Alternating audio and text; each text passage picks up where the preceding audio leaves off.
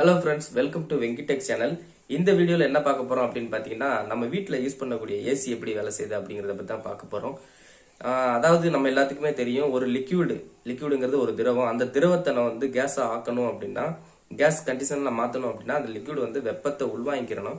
உள்வாங்கிச்சு அப்படின்னா அந்த லிக்விட் வந்து கேஸா மாறிடும். இப்ப கேஸா மாறின லிக்விட வந்து நம்ம லிக்விட் ஸ்டேஜுக்கு மாத்தணும் அப்படின்னா அந்த கேஸ் வந்து வெப்பத்தை வந்து வெளியிடணும். அப்படி வெளியிட்டுச்சுன்னா அந்த கேஸ் வந்து லிக்விடுக்கு மாறிடும். அதாவது புரியுற மாதிரி சொல்லணும்னா இப்போ நம்ம ஒரு வாட்டர் எடுத்துக்கிறோம், வாட்டர் பாயில் பண்ணும்போது அந்த வாட்டர் வந்து ஹீட் அப்சார்ப் பண்ணுச்சு அப்படின்னா அது வந்து வேப்பரா மாறிடுது. இப்போ அந்த வேப்பரா ஆனதுக்கு அப்புறம் அந்த வேப்பரை வந்து நம்ம லிக்விட் மாத்துறதுக்கு அதுல இருக்கிற ஹீட்டை வந்து வெளியில ஏத்திட்டோம்னா அப்படின்னா அங்க வந்து நமக்கு வந்து லிக்விட் கன்வெர்ட் ஆயிரும். இந்த அடிப்படை தத்துவத்துல தாங்க ஏசி வந்து வேலை செய்யுது. அதாவது ரூம் ஏசி என்ன செய்யுதுன்னு பாத்தீங்கன்னா ரூம்க்கு உள்ள இருக்கிற டெம்பரேச்சரை உள்வாங்கிக்கிட்டு அந்த டெம்பரேச்சரை ரூம்க்கு வெளியில வந்து டிஸ்ட்ரிபியூட் பண்ணிடுது. அதுதாங்க இப்போ இந்த ஏசி வேலை செய்யுது.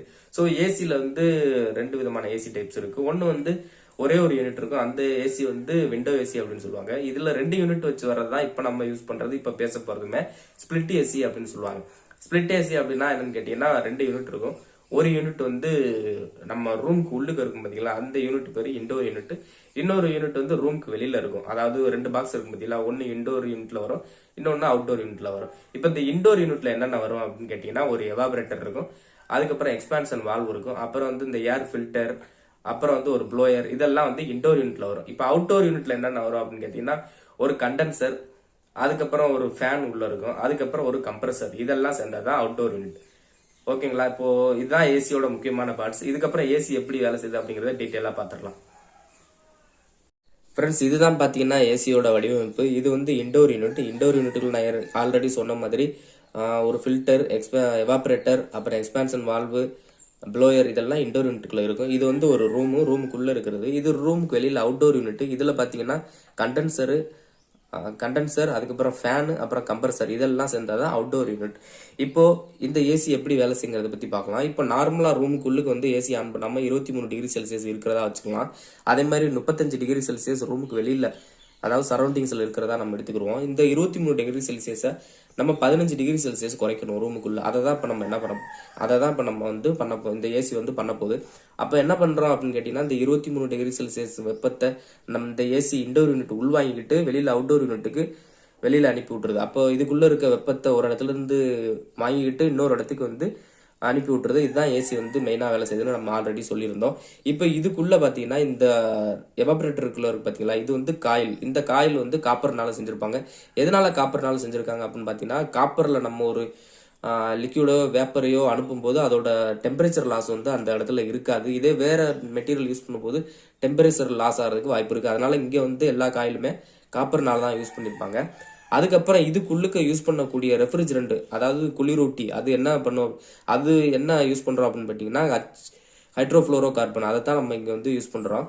இப்போ ஏசி வாங்கினதுக்கு அப்புறம் என்ன பண்ணிருப்பாங்க அப்படின்னு கேட்டீங்கன்னா இந்த காயிலுக்குள்ளுக்கு நம்ம அந்த சொன்னோம்ல ஹைட்ரோக்ளோரோ கார்பன், அந்த கார்பனை வந்து ஃபில் பண்ணி வச்சிருப்பாங்க. அதாவது லிக்விட் ஸ்டேஜ்ல வந்து ஃபில் பண்ணி வச்சிருப்பாங்க.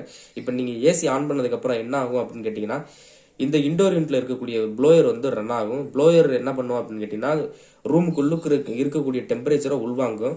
டெம்பரேச்சரை உள்வாங்கி இப்போ நம்ம இதுக்குள்ள என்ன நிரப்பி வச்சிருக்கோம்னு சொன்னோம், ஆல்ரெடி கூலிங்கா ரெஃப்ரிஜரண்ட்டை ஃபில் பண்ணி வச்சிருக்கோம் சொல்றோம். இந்த ரெஃப்ரிஜரண்டோட கூலிங் எவ்வளவு இருக்கும் பாத்தீங்கன்னா 5 டிகிரி செல்சியஸ்ல இருந்து 5 டிகிரி செல்சியஸ் வந்து இதோட கூலிங் இருக்கும். இப்போ நம்ம இந்த 23 டிகிரி செல்சியஸ் காத்த வந்து இது மேல பட வச்சு வெளியில அனுப்பும்போது என்ன ஆகும் பாத்தீங்கன்னா இந்த 23ல இருந்து இந்த நம்ம செட் பண்ணி வச்சிருக்க டெம்பரேச்சருக்கு வெளியில அவுட்புட்டா கிடைக்கும். அப்ப என்ன ஆகுது, 23 டிகிரி செல்சியஸ் வந்து இந்த கூலிங்கான பைப்பை தாண்டி வெளியில அனுப்பும்போது என்ன ஆகுதுன்னா இந்த ஹீட்டை ஃபுல்லா அந்த பைப் அப்சர்வ் பண்ணிக்கிறது.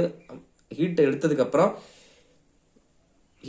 அப்புறம் இந்த கூலிங்கான ஏர் மட்டும் ரூம்க்கு உள்ளுக்க போகுது. இப்போ ஓகேங்களா? இப்போ என்ன ஆச்சு, இந்த உள்ளுக்கு இருந்த ரெஃப்ரிஜரண்ட் வந்து இந்த ஹீட் அப்சார்ப் பண்ணிக்கிச்சு. நம்ம ஆல்ரெடி சொன்ன மாதிரி ஒரு லிக்யூட் வந்து ஹீட் அப்சார்ப் பண்ணுச்சு அப்படின்னா அங்க என்ன நடக்கும் அப்படின்னு கேட்டீங்கன்னா அந்த லிக்யூட் வந்து கொதிக்க ஆரம்பிச்சிடும் அப்படின்னு சொல்லியிருந்தோம்.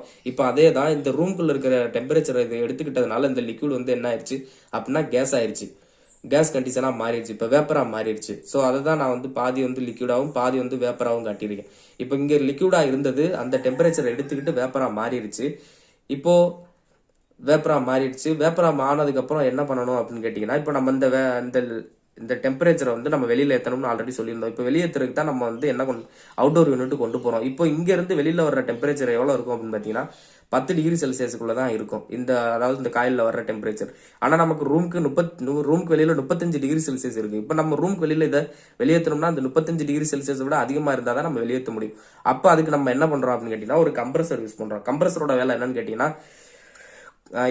கம்ப்ரஸர் என்ன பண்ணும் அப்படின்னு கேட்டா ஒரு இன்லெட் ஒரு அவுட்லெட் இருக்கும். இப்போ இன்லெட் வழியா 10 டிகிரி செல்சியஸ் 70 பிஎஸ்ஐ. பிஎஸ்ஐங்கிறது அழுத்தம். இப்போ இந்த கேஸை வந்து வேப்பரை வந்து உள்ள அனுப்பும் போது கம்ப்ரஸர் நமக்கு வந்து கம்ப்ரஸ் பண்ணி 10 டிகிரி செல்சியஸா இருக்கிறது 85 டிகிரி செல்சியஸ் ஆகும். 70 பிஎஸ்ஐ இருந்த அழுத்தத்தை 280 பிஎஸ்ஐ அழுத்தமாகவும் இன்க்ரீஸ் பண்ணி கொடுக்குது. அதை தான் நான் அப்படி காட்டியிருக்கேன். இங்க வந்து லைட்டான ப்ரெஷர் இருக்கிறனால சும்மா சின்ன சின்ன டாட்டும், அதிகமான ப்ரெஷர் இருக்கிறத அதிகமா டாட் வச்சும் காட்டியிருக்கேன். இப்போ இங்க என்ன ஆயிடுச்சு, டெம்பரேச்சரும் ப்ரெஷரும் அதிகரிச்சாச்சு கம்ப்ரஸர் மூலமா. இப்போ என்ன பண்ணணும், கண்டென்சரை கொண்டு போறோம். கண்டென்சர்னா என்னன்னு பாத்தீங்கன்னா, கண்டென்சர்னா நம்ம ஆல்ரெடி என்ன சொல்லியிருக்கோம், ஒரு வேப்பரை வந்து லிக்விடா மாத்தணும் அப்படின்னா அங்க இருக்கிற வெப்பத்தை வந்து மைனஸ் பண்ணணும். அப்ப இதுதான் இங்க நடக்குது. இப்ப இதுல இருந்து வேப்பர் போயிட்டு இருக்கு. இதுல ஒரு ஃபேன் ரன் ஆகுறதுனால இந்த வேப்பர் வந்து கூல் ஆகுது, அதாவது ஆற வைக்கிறோம். இப்போ இதுல ஆறுனதுனால என்ன ஆகுதுன்னு பாத்தீங்கன்னா இங்க வேப்பரா வந்தது லிக்விடா மாறிடுச்சு. இப்போ லிக்விடா மாறணும்னா இப்போ இதோட டெம்பரேச்சரும் அழுத்தம் அப்படியே தான் போகும், ஆனா டெம்பரேச்சர் குறைஞ்சிரும். அதாவது 85 டிகிரி செல்சியஸ் கண்டென்சர் இன்புட் கொடுக்கும்போது அவுட்புட் பாத்தீங்கன்னா 50 டிகிரி செல்சியஸ்க்கு குறைஞ்சிருச்சு. அப்போ என்ன ஆயிடுச்சு அப்படின்னு பாத்தீங்கன்னா இதோட டெம்பரேச்சர் குறைஞ்சிருச்சு. ஓகேங்களா.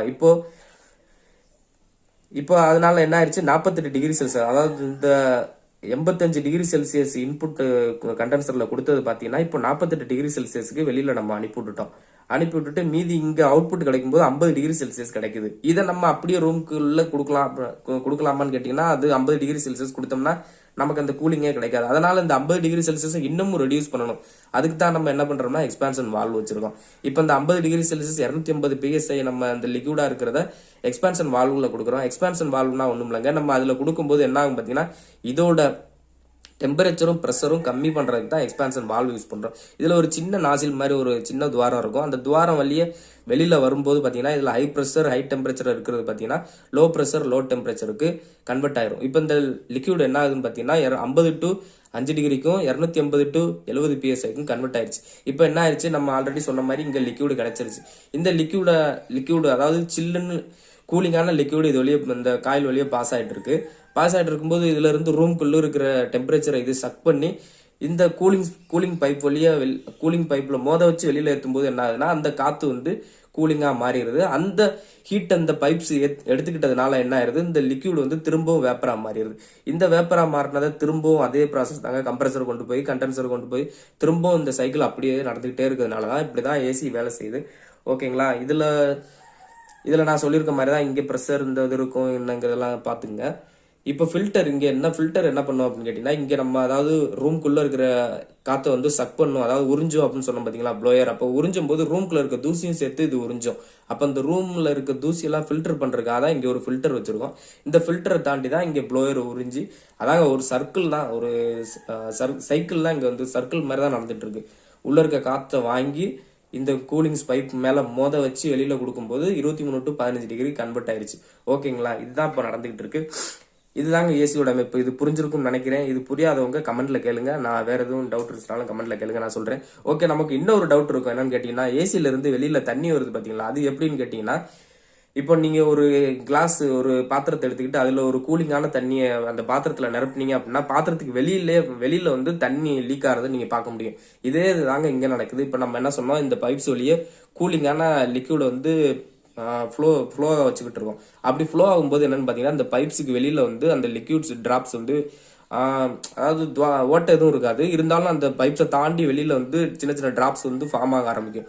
இந்த டிராப்ஸ் எல்லாம் கீழே விழுந்து ஒரு ட்ரைன் பேனை வச்சு கலெக்ட் பண்றோம். புரியுதுங்களா. இப்போ இந்த ட்ரைன் பேனை வச்சு கலெக்ட் பண்ணி அந்த லிக்விடை ஃபுல்லா நம்ம வெளியில சரௌண்டிங்ஸ்ல வெளியில விட்டுறோம். புரியுதுங்களா. இப்போ எதனால லிக்விட் வருது அப்படிங்கிறது உங்களுக்கு புரிஞ்சிருக்கும். ஓகே ஃப்ரெண்ட்ஸ், இதுதான் இந்த வீடியோ. இதுல வேற எதுவும் டவுட்ஸ் இருந்ததுன்னா கமெண்ட் பண்ணுங்க. மறக்காம நம்ம சேனலை சப்ஸ்கிரைப் பண்ணிக்கோங்க. வேற எதுவும் வீடியோஸ் வேணுனாலும் கமெண்ட்ல கேளுங்க, அப்லோட் பண்றேன்.